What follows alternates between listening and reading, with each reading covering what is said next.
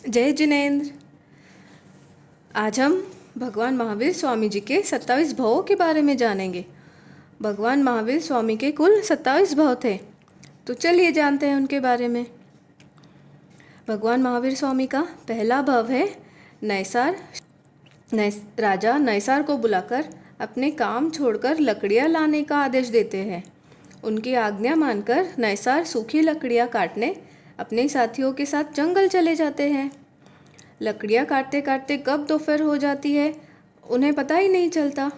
वह देखते हैं कि उनके साथी भी भोजन करने चले गए थे, परंतु नैसार के मन में प्रतिज्ञा थी कि मैं पहले किसी अतिथि को भोजन कराऊंगा और फिर अपना भोजन ग्रहण करूंगा।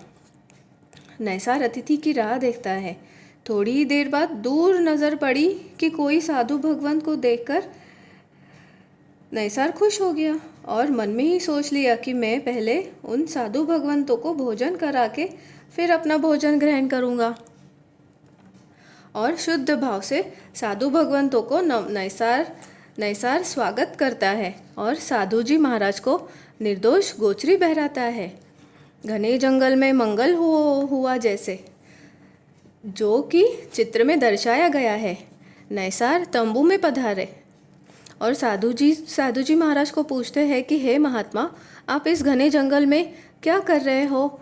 मुनिराज महाराज ने बताया कि हम रास्ता भटक गए हैं, क्या आप हमें नगर का मार्गदर्शन कर सकते हो?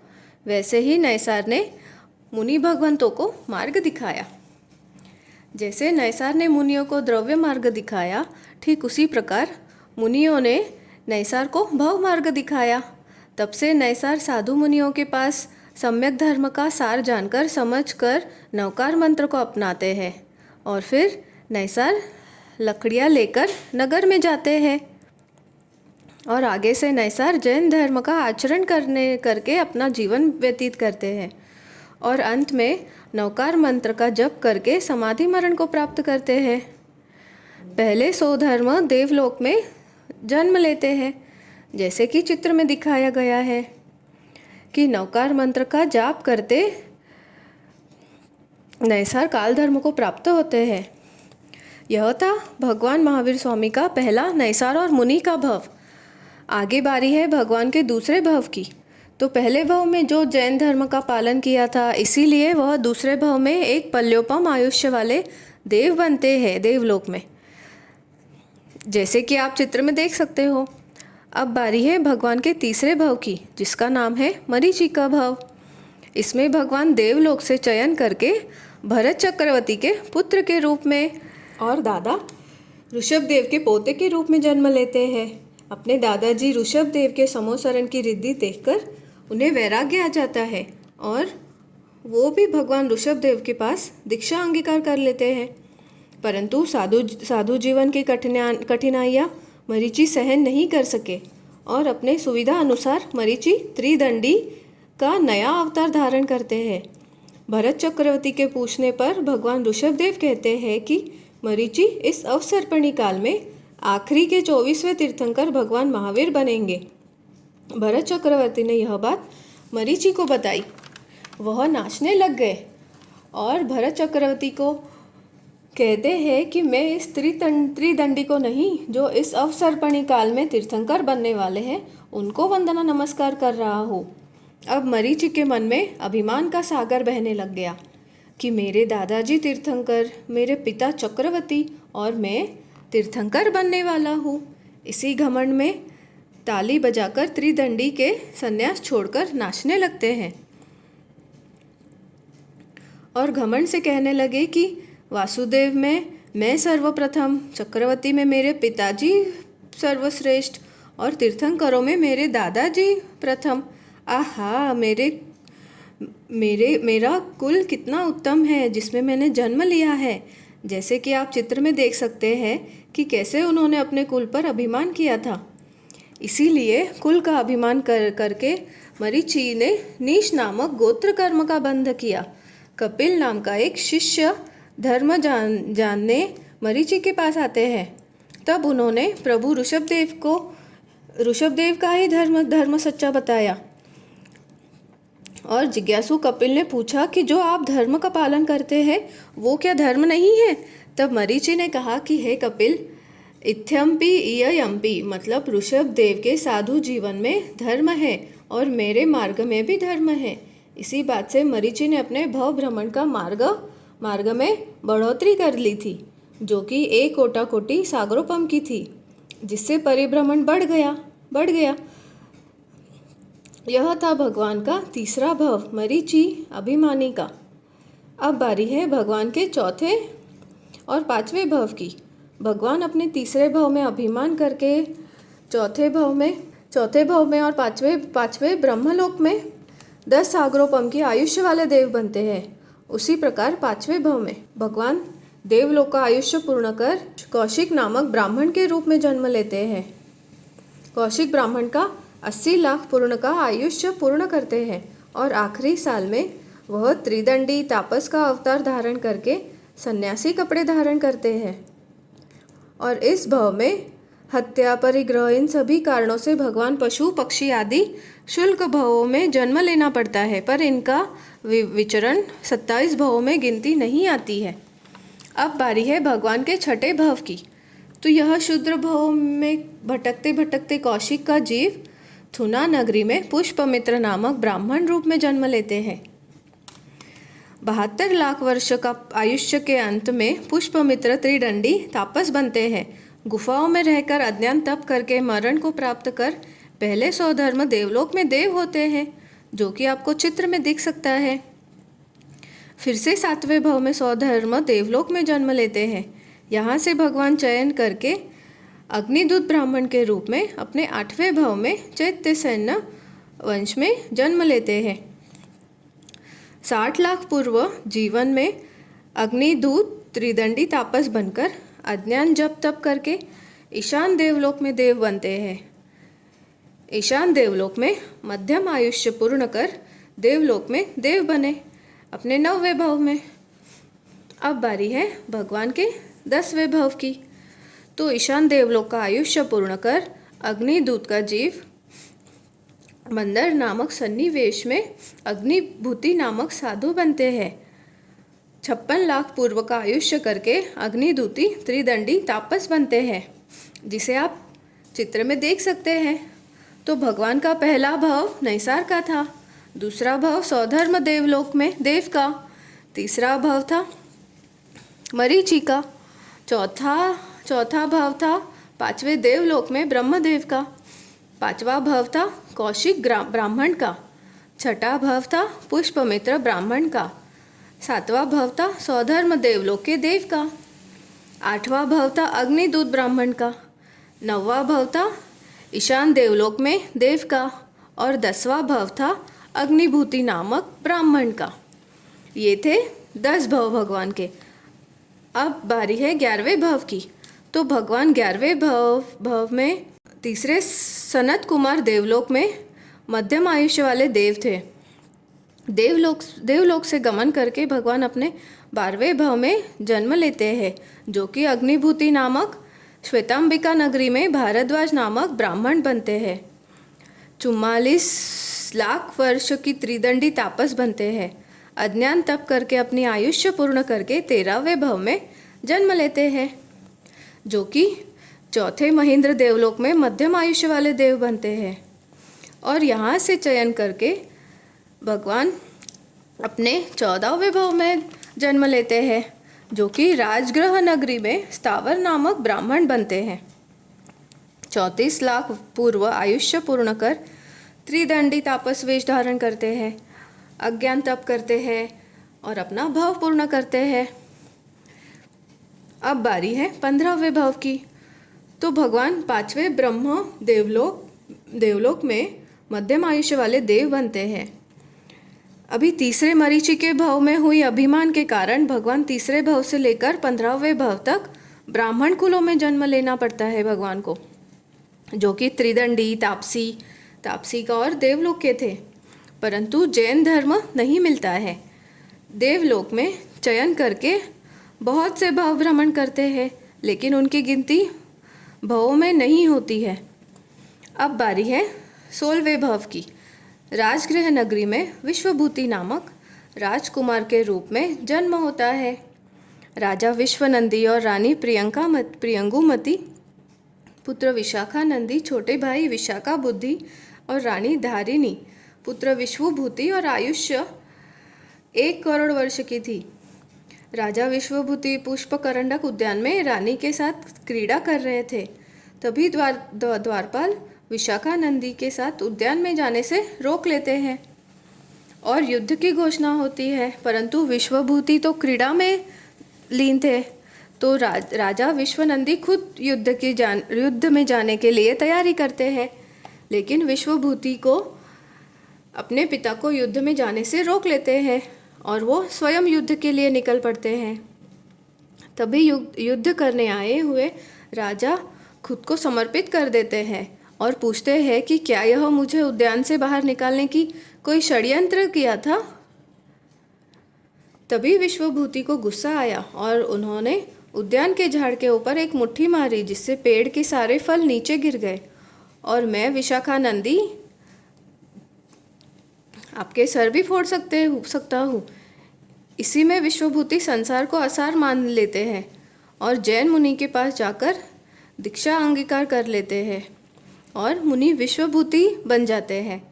और फिर राजा विश्वनंदी और रानी प्रियंगुमती मुनि के पास माफ़ी मांगने आते हैं और विश्वभूति को संसार में फिर से आने के लिए विनती करते हैं। परंतु विश्वभूति अपने संयम में दृढ़ रहते हैं और अपने तप में लीन रहते हैं। एक दिन तपस्या के पारने के लिए गोचरी के लिए विश्वभूति मुनि नगर की ओर जाते हैं। तभी एक बेल के सिंघाड़े से मुनि गिर जाते हैं और यह देख राजा विश्वनंदी बहुत ज़ोर से हंस पड़ते हैं और कहते हैं कि कहाँ गया आपका बल कि एक गाय की ठोकर से मुनि गिर गए। अभी राजा की यह बात सुनकर मुनि विश्वभूति को बहुत गुस्सा आ जाता है और वह गाय के सींग को पकड़कर उन्हें गाय को गोल गोल घुमाकर आकाश में उछाल देते हैं और दया की वजह से वह गाय को फिर से अपने हाथों में पकड़ लेते हैं। बहुत देर सोचने पर उनके अगले भव में विश्वनंदी अधिक बलशाली बनूं, विश्वनंदी को मारने वाला बनूं, यह सोचने लगते हैं। अब बारी है 17वें भव की। मुनि विश्वभूति आयुष्य पूर्ण करके 7वें महाशुक्र देवलोक में उत्कृष्ट देव बनते हैं। अब बारी है 18वें भव की। देवलोक से मुनि विश्वभूति चयन करके पोतनपुर नगर में विहरमान श्रेयांसनाथ जी भगवान के शासन में त्रिपृष्ठ वासुदेव बनते हैं। वासुदेव त्रिपृष्ठ, बलदेव, अचल और अश्वग्रीव प्रतिवासुदेव अश्वग्रीव राजा के चंड वेगदूत पोतनपुर राजसभा में आते हैं। स्वागत करवा के चंड वेग फिर से चलते बनते हैं, लेकिन महफिल में चलते हुए नृत्य में भंग आने से त्रिपृष्ठ वासुदेव ने चंडवेग को रास्ते में ही मार गिराया। अभी अश्वग्रीव राजा ने अपने क्षेत्र में घूमने आए और वहाँ त्रिपृष्ठ सजा ने किसी और को अपने खेती का रक्षण करने भेज दिया, जहाँ पर एक सिंह सभी को बहुत परेशान करता था। अचल और त्रिपृष्ठ दोनों वहाँ आए और त्रिपृष्ठ ने रथ से नीचे उतरकर शस्त्र सारे फेंक दिए और सिंह की ओर चलते बने। फिर सिंह के मुंह को अपने हाथों से पकड़कर उसे वहीं जबड़े को खोलकर मार डाला। तभी सारथी बोला कि हे सिंह, तुम तो जंगल के सिंह हो, लेकिन यह तो नरसिंह है, जिसका तुम बुरा मत मानना। अभी प्रतिवासुदेव अश्वग्रीव और वासुदेव के बीच युद्ध होता है। प्रतिवासुदेव का मस्तक काट देते हैं और राजसभा में प्रतिवासुदेव का वासुदेव के रूप में अभिषेक करते हैं। तभी श्रेयांसनाथ की वाणी सुनकर वासुदेव का सम्यक दर्शन की प्राप्ति हो जाती है। वासुदेव त्रिपृष्ठ संगीत के पलंग के ऊपर सो रहे थे, शैया पालन कर रहे थे। तभी दास से कह दिया गया कि जब भी मुझे नींद आ जाए तब यह संगीत बंद करवा देना। परंतु दास भी संगीत में लीन हो जाता है और संगीत शुरू ही रह जाता है। अभी त्रिपृष्ठ वासुदेव संगीत सुनकर नींद से गुस्सा होकर उठ जाते हैं और शैया पालक दास ने आज्ञा का पालन नहीं किया, इसीलिए उसके कानों के अंदर कांच का रस डलवा देते हैं, जिससे उसे इतना कर्म बंधन हुए कि भगवान महावीर के उपसर्गों में कान में खीले भी ठोकने का उपसर्ग हुआ था। अब बारी आती है 19वें भव की। 18वें भव के पापों के कर्मों से त्रिपुष्ट वासुदेव को 7वें नरक में जन्म लेना पड़ता है। सुख समृद्धि में तल्लीन हुए वासुदेव को दुख के महासागर में डूबना पड़ गया। अब आता है भगवान महावीर स्वामी का 20वां भव। 7वें नरक से निकलकर त्रिपुष्ट वासुदेव का जीव सिंह बनकर हिंसा पर हिंसा करता रहता था। जैसे कि हम देख सकते हैं कि सिंह ने एक हरिण को मारकर उसे अपने मुंह में पकड़ा हुआ है और बाकी जानवर अपनी जान बचाकर भाग रहे हैं।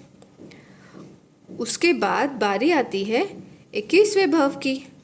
हिंसामय सिंह के भव के बाद भगवान का जीव चौथी नरक में सजा भोगता है, भयंकर दुख सहन करता है, असहनीय पीड़ा वेदना सहन करनी पड़ती है। वह 22 नरक के वेदनाएं सहन करके भगवान को 22वें भव में मनुष्य जन्म और जैन धर्म का सहयोग मिलता है, जो दुर्लभ था। वह मनुष्य भव और साथ ही साथ जैन धर्म 22वें भव में भगवान को मिला। रथपुर नगर में प्रिय मित्र राजा और विमला रानी और उनका पुत्र कुमार विमल के रूप में जन्म होता है। एक बार कुमार विमल जंगल में घूमने जाते हैं, तभी वह शिकारी के जाल में फंसे हुए निर्दोष पशु पक्षियों को छुड़वाते हैं। करुणा आने से सभी पशुओं को वह अभयदान देते हैं और अंत में संयम ग्रहण कर लेते हैं। धर्म का पालन करके, तपस्या करके, अनशन करके काल धर्म को प्राप्त होते हैं। अब बारी है अगले भव की, जो कि है भव 23। प्रिय मित्र चक्रवर्ती नामक भव राजा धनंजय और रानी धारिणी ने मिलकर राज्य की जवाबदारी अपने योग्य पुत्र प्रिय मित्र चक्रवर्ती को सौंप दी और उन्होंने दीक्षा ग्रहण कर ली। एक बार राजभवन में खड़े खड़े आकाश की ओर देख रहे थे। शाम ढलने की इस क्रिया को देख कर सारे संसार के अनित्यता को जान लिया उन्होंने। तभी उद्यान में मुनि पोतिलाचार्य की देशना सुनकर प्रिय मित्र चक्रवर्ती ने संयम लेने का जाहिर कर दिया। राज्य का सभी वैभव छोड़कर संयम के मार्ग में चल पड़े। विशुद्ध संयम की आराधना साधना करते करते प्रिय मित्र मुनि अपने देह का त्याग करके महाशुक्र नामक देवलोक में देव बनते हैं। यह था 7वें भगवान का 24वां भव, जो महाशुक्र नामक देव। 25वां भव भगवान देवलोक से गमन करके भरत क्षेत्र में छत्रिका नामक नगरी में राजा जी शत्रु और रानी भद्राणी के नंदन कुमार नामक पुत्र के रूप में होता है। अनुक्रम से राजा बनते हैं। नंदन राजा का आयुष्य 25 लाख वर्ष का था, जिसमें से 24 लाख वर्ष राज्य अवस्था में व्यतीत किया था और श्री पोटिलाचारिणी की प्रेरणा से वह संयम जीवन को अपनाते हैं। नंदन मुनि ने दीक्षा दिन से लेकर जीवन पर्यंत मांस खमन करने की भीष्म प्रतिज्ञा ली थी। 11 अंगों का अध्ययन किया और 11,80,620 मांस खमन करके सभी जीवों को प्रभावित करके तीर्थंकर गोत्र कर्म का अर्जन किया। अब है भगवान के भव 26 की बारी। समाधि मरण की सिद्धि प्राप्त करके नंदन मुनि 10वें प्राणत देवलोक में पुष्पोवतरावतनसक नामक विमान में 20 सागरोपम के विराट आयुष्य करने वाले देव बनते हैं। अब बारी है भगवान के 27वें भव की। हमारे 24वें तीर्थंकर त्रिलोकनाथ भगवान महावीर स्वामी तीर्थंकर कैसे बनते हैं? तो नंदन राजा ने अपने पूर्व जीवन में 1 अरिहंत, 2 सिद्ध, 3 प्रवचन, 4 आचार्य, 5 स्थवीर, 6 उपाध्याय, 7 मुनि की भक्ति उपासना साधना की थी, है ना। 8 ज्ञान, 9 दंडक, 10 विनय, 11 चारित्र, 12वां ब्रह्मचर्य, 13 क्रिया की साधना की थी। वैसे ही 14 तपस्या, 15वां दान, 16वां समाधि, 17वां वयोवृत्त, 18वां अभिनव, 19वां शुद्ध शास्त्र, 20वां तीर्थ की आराधना। इस प्रकार 20 स्थानक की श्रेष्ठ उपासना की थी, जिसमें सभी जीवों को करुणा और संसार से उद्धार करने के लिए भव होता है। इसीलिए तीर्थंकर गोत्र का पूर्ण फल प्राप्त होता है। वहाँ से 10वें देवलोक में जन्म लेते हैं। देवलोक से चयन कर और अपने पूर्व कर्मों के अनुसार यह भगवान भरत क्षेत्र में महाकुंडलपुर नगर में ऋषभदत्त राजा और ब्राह्मणी पुत्री देवानंदा के कुक्षी में भगवान उत्पन्न होते हैं। माता ने 14 महान स्वप्न देखे थे। तीर्थंकर के चयन, जन्म, दीक्षा, केवल ज्ञान और मोक्ष, यह 5 प्रसंगों में तीनों लोक के जीवों का क्षण भर के लिए सुख की प्राप्ति अनुभूति होती है। इन 5 प्रसंगों पर त्रिलोक में कल्याण होता है। इसीलिए इन्हें जन्म कल्याणक, दीक्षा कल्याणक इस तरीके से उद्बोधन मिलता है। तिर्यन जगति के जीव भी एक क्षण भर के लिए सुख की अनुभूति करते हैं। भगवान का 54 कल्याणक दिन आषाढ़ सुदी छठ को आता है। भगवान पूर्व भव नीच गोत्र कर्म के फल भोगना भगवान का पूर्व भव का नीच गोत्र कर्म का फल भोगना बाकी था। इसीलिए देवानंदा की कुक्षी में भगवान अवतरित हुए थे। फिर वहाँ से 83वें दिन इंद्र ने भगवान को नमोत्थुनम के द्वारा उनकी स्तुति की और इंद्र ने अपने सेनापति हिरण्यगमेशी देव को आदेश दिया कि कुंडलपुर नगर में जाकर देवानंदा ब्राह्मणी के गर्भ का हरण करे और क्षत्रिय कुंड नगर में जाकर महारानी त्रिशला के गर्भ को परस्पर बदल दे। हिरण्यगमेशी देव इंद्र की बात मानकर गर्भ का हरण करने चलते हैं और माता त्रिशला की कुक्षी में रखते हैं।